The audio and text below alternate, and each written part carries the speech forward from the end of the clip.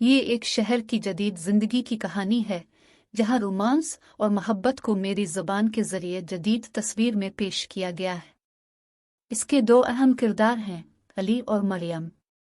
علی ایک شہر کا لڑکا تھا جس نے اپنی زندگی کام اور کیریئر کے لیے وقف کر دی تھی۔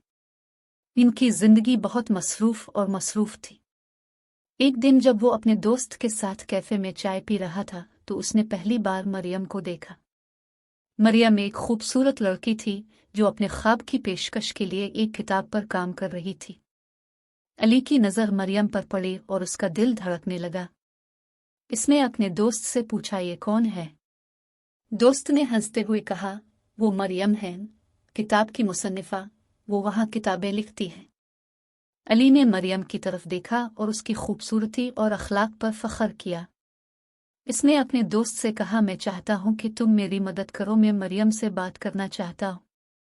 دوست نے علی کو مریم سے ملوایا اور دونوں باتیں کرنے لگے۔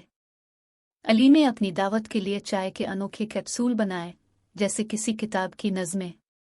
مریم اسے دیکھ کر حیران رہ گئی اور دونوں محبت کے رنگوں میں رنگنے لگے۔ علی اور مریم کے درمیان محبت کی کہانی نے شہر کو چوما۔ وہ ہمیشہ ایک ساتھ وقت گزارتے ہیں، کتابوں کے بارے میں بات کرتے ہیں اور چائے پیتے ہیں۔ ان کی محبت کا رنگ اور مٹھاس ہمیشہ دوسروں کو متاثر کرتی رہی۔ علی اور مریم کی محبت کی کہانی نے سب کو سکھایا کہ حقیقت میں بہترین محبت پہلی نظر میں پیدا ہوتی ہے۔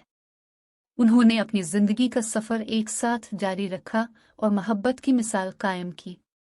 یہ کہانی ہمیں یاد دلاتی ہے کہ محبت کی راہ میں کچھ بھی ہو سکتا ہے اور حقیقت میں کچھ اچھا ہوتا ہے جو ہمارا انتظار نہیں کر رہا ہوتا۔